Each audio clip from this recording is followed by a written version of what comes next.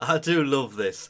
The biggest thing coming this week is, of course, happening on Wednesday. It has nothing to do with, well, let's keep going. Oh, wait, there it is. The Old Piece launches Wednesday, December 10th, which has, well, to be fair, the new cinematic quest, the Old Piece itself. We have the new characters, the Devil's Triad, with Rothi, who is also doubling as the new frame, Uriel.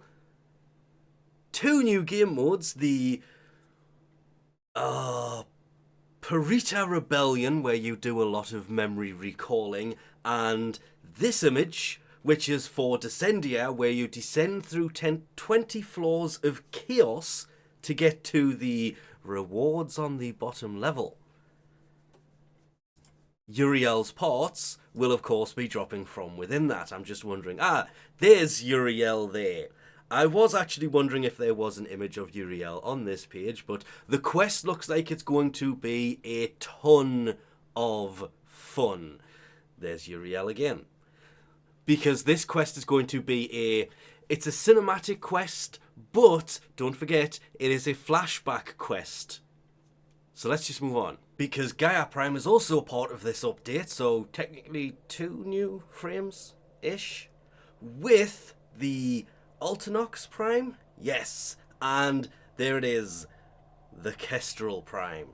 That is going to be so much fun to actually use. I may go for that and use that to farm for the other stuff. But as for the rest of the weekly stuff, we have the Archon Hunt, that is a Crimson Archon Shard, meaning Bird 3 will be selling an Amber Archon Shard. So rescue mission, then defense mission, then take on a Myr for your chance to get one. For the normal Duviri circuit, your choice of frame parts this week are Necros's parts, Valkyria's parts, or Oberon's parts. Why does that sound a lot like last week? For Steel Path Duviri circuit, your choice of Incarnate Genesis devices are for the Torrid, the Dual Toxist, the Dual Ichor, the Mitre, or the Atmos. And if you have all of these Incarnate Genesis devices, you can of course choose between Rifle Riven Mod, Pistol Riven Mod, or really? Melee Riven Mod, or 20,000 Kuva. For Nightwave Elite Acts, we have Killer Tusk Thumper Doma in the Plains of Eidolon. I absolutely hate that one. Out of all of them, it's not the hardest to do, it's getting the thing to spawn without it being one of the incorrect ones accidentally spawning, and complete a run of Deep Archimedea or Temporal Archimedea. Normal acts, nearly went to the wrong ones, catch 3 rare servofish in the Orb Valus, and open 30 lockers. So they're easy, these aren't, but that's for a good reason. The Cred offerings this week, there is the usual. We have the Fullman Solstice Skin Blueprint. We have the Wolf of Saturn 6 Dark Glyph, so it's nighttime in the background.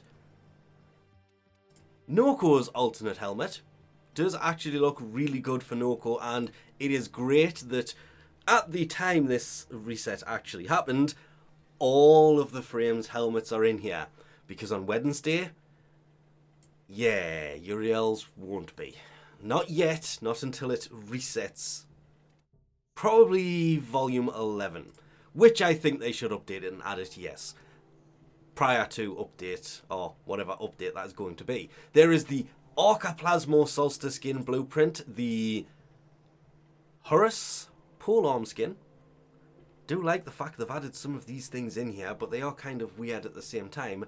The Deadeye Aura Critical Mutations for the Catabalist, Volatile Variant for the Sporthrix, Exposing Harpoon for the Harpack. Was the Harpacks? Yeah, Harpack. Not Harpacks.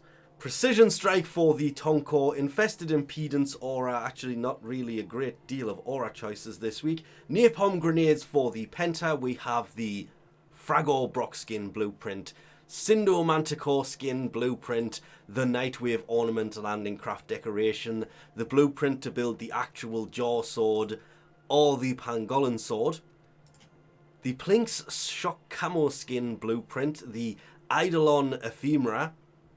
I do love that effect, it does look pretty good. The Gamma Colour Picker, or Colour Palette, the blueprint to build the Dark Dagger, and the blueprint to build the Heat Sword.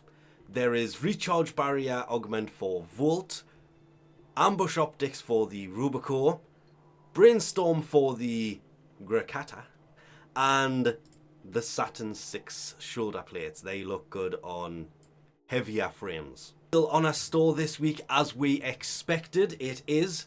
They seem to have timed their updates perfectly for this, and I should have realised this earlier. I kind of did. The Umbra Forma blueprint.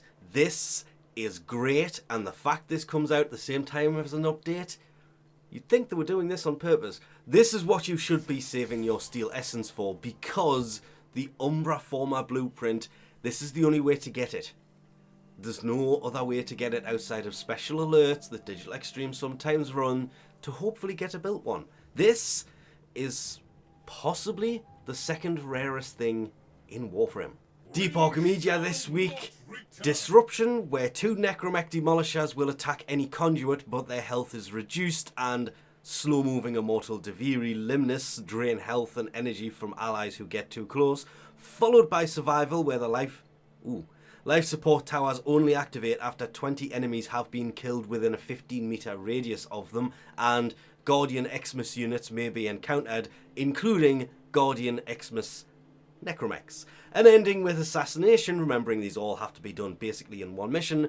The Fragmented Tide never stops attacking, and Rupturing Fragments replace Shuffling Fragments. The fact that they've ended this with Assassination on the week that you kind of have to do one of these, that's gonna be a pain.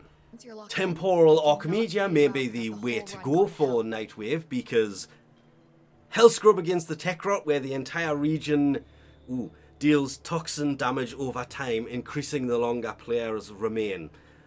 It's kind of fixed, it's not like you can leave early. Except in the vicinity of Hellscrub, as some enemies may drop filters that create temporary save zones. And the Techrot miasmites swarm out of the shadows throughout the mission, making it so much more fun. Then Defense, where we can probably guess where this is going to go. It's stage defense. Flare creates a field that disrupts players' abilities while draining energy to boost their health. Flare slowly loses health when no players are in range. Should always be a player in range, it's called defense. Slain enemies burst with void energy, keep them away from him. Ending with Exterminate, where consequences of opening a supply crate are active from the start and will intensify once it is opened. Failure to open it will double the kill count required to finish the mission, with slow-moving Immortal Duviri Limnus that drain health and energy from allies who get too close. Might still be better, including the massive level hike, than that Assassination mission. And lastly, for the Hilvanian stuff, it is obviously going to be kill 150 enemies with melee weapons, followed by kill 10 Xmas, Eleanor's birthday, followed by Arthur's birthday, kill 150 Skaldra troops with melee weapons, kill 500 Techrot enemies, Quincy's birthday, destroy 300 containers, kill 300 Techrot with abilities, and then Velmir II's birthday. On a week where people aren't really going to be in here, that's a lot of birthdays that may or may not be missed. But this update is going to be on Wednesday. We are expecting about 10, 11 AM ET, because that's about the time it usually updates. But this is all subject to Digital Extreme actually doing it or not at that time. I wish they would time these. They just kind of stopped putting time on their updates and we're just meant to guess when these are. But either way, this is going to be a huge update. So get ready for it. It's going to be a nuts week. But with that, we'll leave this off here. Thanks for watching, and I'll catch you next time.